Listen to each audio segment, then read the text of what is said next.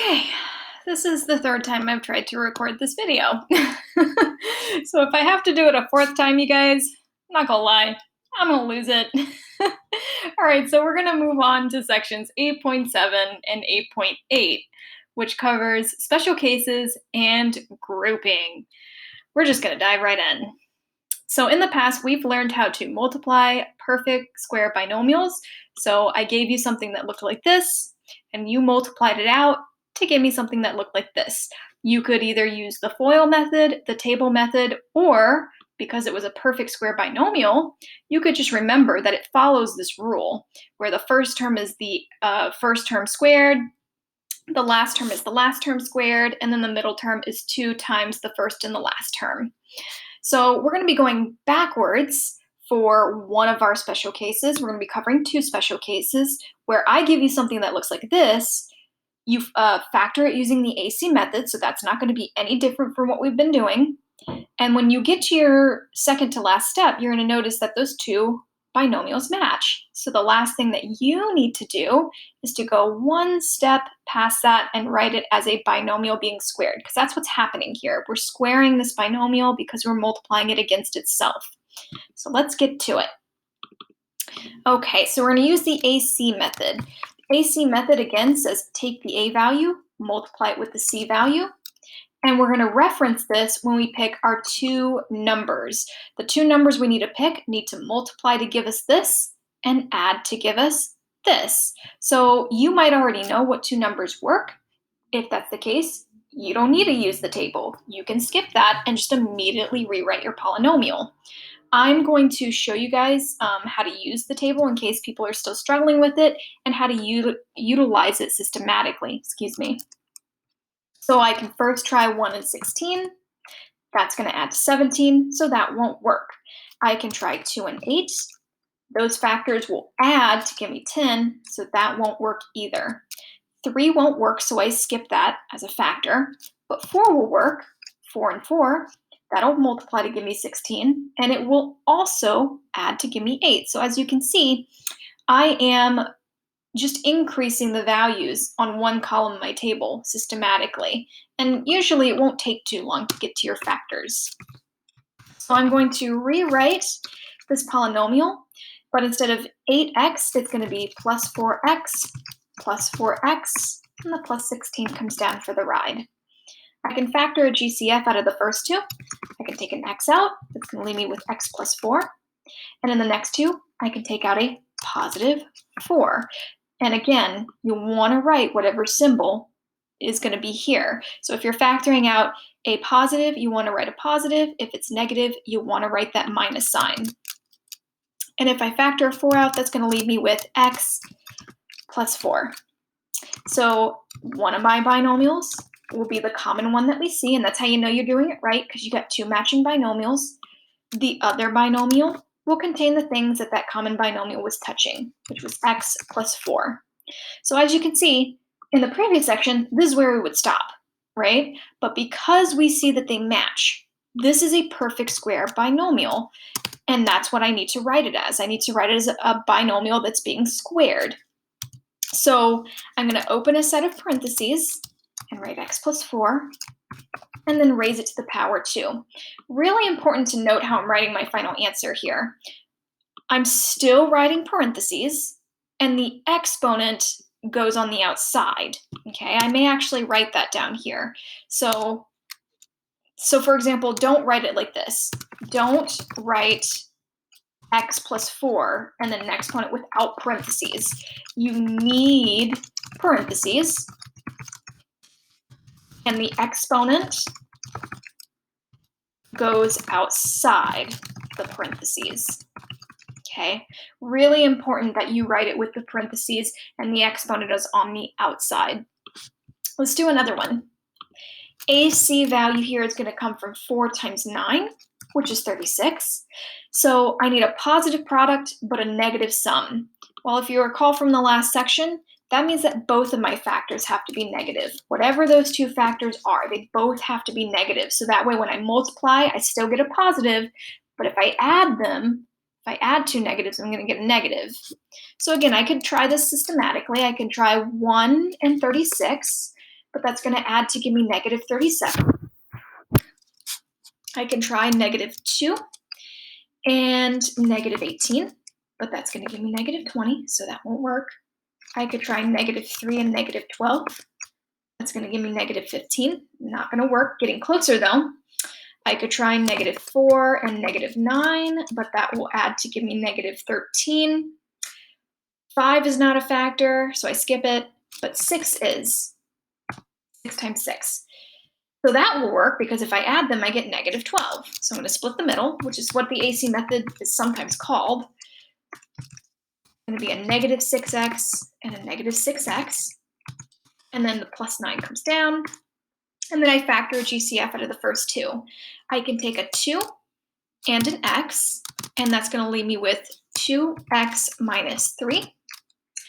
And from the next two, I can take out a negative 3, and that's going to leave me with a 2x minus 3. Okay, because if I divide this negative by a negative, that leaves me with a positive, and if I divide this positive by a negative, it gives me a negative. Now, if you're still struggling with knowing whether or not to factor a negative versus a positive, look at the first term in the pair of numbers, okay? So the first term here is positive, which is why I pulled out a positive. But when I look at these two, the first term was a negative, so I factored a negative. So it's based off of the sign of that first term. Okay, so one of my binomials, now that I've factored and these two match, one of my binomials will be that matching binomial, and the other one will contain the things it was touching, which is a 2x and a minus 3. My two binomials match, so I got to go a step further and write it as that binomial being squared. Here's my final answer. Let's do another one. AC value is going to come from 9 times 4 again, so 36. And everything's positive here, so I can just use positives. 1 and 36 will add to give me 37, so those factors won't work. Next two factors would be 2 and 18, but that adds to 20, no good. Next two factors are 3 and 12, but that adds to 15, no good. Next two factors are 4 and 9, but that adds to 13, no good. 5 is not a factor, but 6 is, 6 and 6, and that adds to 12. So I can use those. 9x squared plus 6, 6x plus 6x plus 4, and then I factor a GCF. I can take a 3 and an x from the first two. That's going to leave me with 3x plus 2. And I can take a positive 2 out of the next two. It's going to leave me with a 3x plus 2.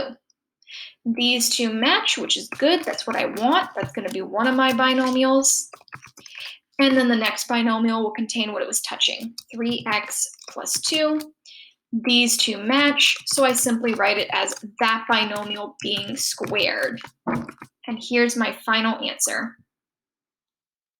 Let's do another one like this. So my AC value is going to come from 4 times 25, which is 100. And you may be worried, thinking, oh my goodness, it's such a big number. How am I going to find all the numbers that'll work here? When you think about it, though, 100 doesn't really have a ton of factors in spite of it being a bigger number. So it's not going to be that bad. Everything, oh, nope, just kidding. Not everything is positive. This is negative, but I want a positive product, which means both of my factors have to be negative here. So let's just start with negative 1 and negative 100. Well, that's going to give me negative 101. That won't work. I can try negative 2 and negative 50, but that'll give me negative 52. We're closing in pretty quickly here. 3 is not a factor of 100, but 4 is. I can try negative 4 and negative 25. That will give me negative 29. No good, but getting closer. I can try negative 5 and negative 20. That'll give me negative 25. No good, but closer still. 6 is not a factor of 100. 7 is not a factor.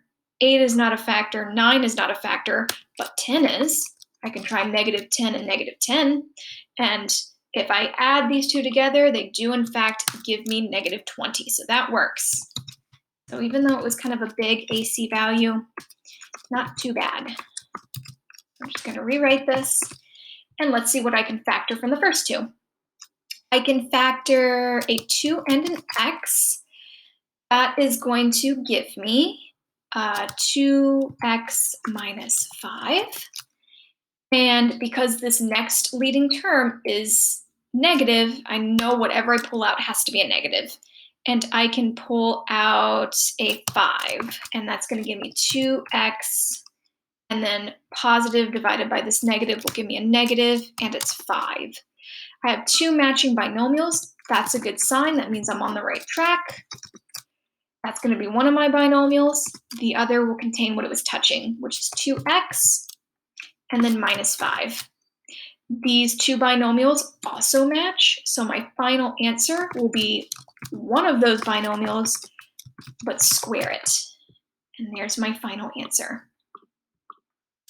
Okay, so that's special case number 1. Whoops, I just lost my slide. Here we go. So that's special case number 1. Here's special case number 2. And again, we actually learned how to multiply this type of special case. We called it a product of a sum and difference. And I gave you something that looked like this. And again, you could have multiplied it using the FOIL or table method, but I showed you that the shortcut, when you've got the same 2 terms, it's just the signs are different. You just square the first one, square the last one, put a minus sign in between. So I'm going to show you that going backwards, if you see something that fits this format, this is how you factor it. You don't even need to use the AC method. In fact, I could show you how to use the AC method, but it's actually very complicated because instead of having a trinomial, you have a binomial. So I don't recommend trying to use the AC method. So if you see something that looks like this, where you've got 2 terms, one of them has a variable squared, usually, and there's a minus sign, there's 2 places where your brain should go. The first is that you should test it to see if it fits this criteria. Is this first term a perfect square? Well, let's look at this example here. Is 25 a perfect square? And the answer is yes. I would square 5 to get it. And is x a perfect square, which is still part of this a value? And the answer is yes. I would square the value of x to get x squared.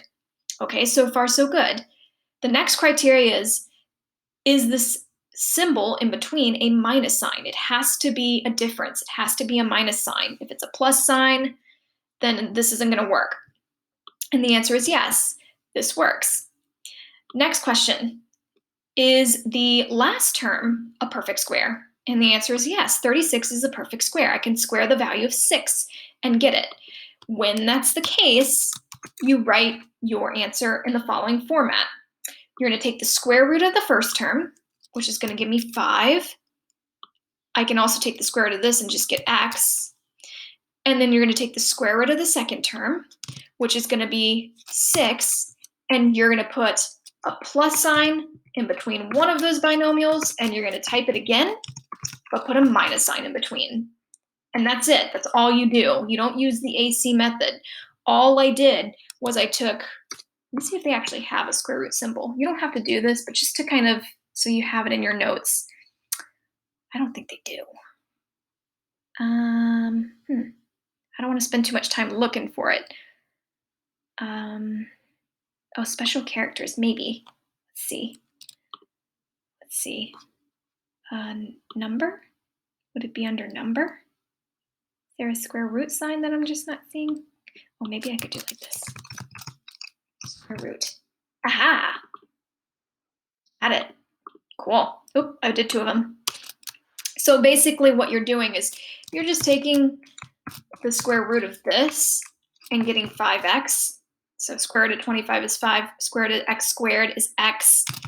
And then you're doing the same thing with the last term. And that's how I'm getting my a and b values that go in parentheses here. Okay, that's all I'm doing. You do not need to show this work every time. In fact, you guys should really know how to take square roots for the numbers that I'm going to show you. If you don't, use a calculator. That's all I can say. Okay. Oh, and then as I mentioned before, your brain should go to two places when you're looking at something that looks like this, when you're trying to factor. The first place is, does it factor as a sum and difference? If that doesn't work, then the second place your brain should go to is, can I take a GCF out? Can I factor a GCF at the very least? But as you can probably suspect, all of these are going to work out as a sum and difference. Okay. So first thing I need to check here, because this is not a trinomial, it's just a subtraction of two terms, a binomial. Is the first term a perfect square? And the answer is yes. I could do x times x and get x squared. So that works. Is the last term a perfect square? And the answer is yes. I could do 4 times 4 and get 16. So x and 4 will be the two terms that I put in my parentheses. One of my binomials will have a plus, one of my binomials will have a minus, and that's my final answer. Done. Now, some of you might be wondering, does it matter if I put the plus sign first or the minus sign first? No, you could write it like this. You could write it with the minus first if you want to. It doesn't matter. It means the same thing. Let's try another one. Okay, so is the first term a perfect square? And the answer is yes. I could do 3x times 3x and get 9x squared. Is the second term a perfect square? The answer is yes. I could do 2 times 2 and get 4. One of my binomials will have a plus, the other binomial will have a minus. Final answer. There's my sum and difference. Difference of perfect squares. So when we're multiplying it, we call it the product of a sum and difference. When we're factoring, we color it, you guys. We call it a difference of perfect squares. And you can see that because the first term is a perfect square, the second term is a perfect square, and we're taking the difference. Okay, so let's actually think back to when we first learned the AC method, right? So the AC method basically tells us break this term up into two terms, so that way we have a 4-term polynomial. What we were doing was actually something we're going to cover here. What we were doing is actually called factoring by grouping. Okay, let me go back here. So all we did is we grouped these two together and we factored GCF out. We grouped these two together and then factored GCF out, and that allowed us to factor the polynomial a little bit easier. So you can do that for pretty much any polynomial that can be factored if it's got 4 terms like this. So as you can see, this is not a quadratic, right? All of the polynomials that we were factoring using the AC method, those were quadratics, okay? And we used the AC method. But if I give you a polynomial that is not a quadratic and it's something higher than that and it already has 4 terms, you can just group these two, factor GCF out, group these two, factor GCF out, and then write it as the product of two binomials. So let's try this one here. So if I group these two here, I know I can definitely factor out an x squared, and for my coefficients, I can take out a 7. 7 is going to work for both of them. So I can factor out an x squared. That's going to leave me with 1x, or just x. So that way when I multiply these, I get 7x cubed again. And then negative 42 divided by 7 gives me a negative 6. X squared divided by x squared just gives me 1. So I'm just going to leave it like that. So far, so good. Okay, so if I group these last two, notice how the leading term is negative. I'm going to have to take out a negative, and I can take out a 2 from both of these. That's going to leave me with an x minus 6. So again, I know I'm on the right track because I have an x minus 6 that's matching. That's going to be one of my binomials, and then the other binomial will simply contain the things it was touching. So it's almost easier than what we've done. We're basically doing like what we did before. We're just skipping that AC part where you find the two factors and it's already split up for you. The reason why is because this actually is not a quadratic. You would not have something where there was a step before this and you would have to find the AC value. Okay, let's try something that has a degree higher than 3. This is a fourth degree polynomial, and I should be able to factor it by grouping because there's 4 terms. It has to have 4 terms so you can pair them up. Okay, here's a pair and here's a pair. I can take out a 3 and an x cubed, x cubed from the first two. That's going to leave me with 2x. And then 3x cubed divided by itself will leave you with 1. Please don't write it like this as just a 2x and ignore the second term. It's not 0, it's 1. And then the second term, I can factor a negative out, and I can take out a negative 12 and only 1x. This has an x squared, but this only has 1, so I can only take out 1. That's going to leave me with a positive 2x, and then plus, because these two negatives when I divide are going to give me a positive 1. 12x, negative 12x divided by itself gives us 1. So I know I'm on the right track because I got 2 binomials that match. That's going to be one of my binomials. And the second binomial will contain the things it was touching. 3x cubed and then minus 12x. Okay, so final answer and final answer. Technically, I could still factor 3 out of these, but we're not going to cover that. We're just going to call that done. And we're going to call this lesson done. And hallelujah, we're going to call this video done. So online learning slides due on Wednesday. Interactive worksheet due on Friday. Don't forget to click turn in and reach out if you have any questions. And of course, if you're getting scores lower than ideal, utilize any feedback that I leave, go back, correct it, resubmit it. I will regrade it for you and you have the chance of earning a higher grade. All right, take care, guys.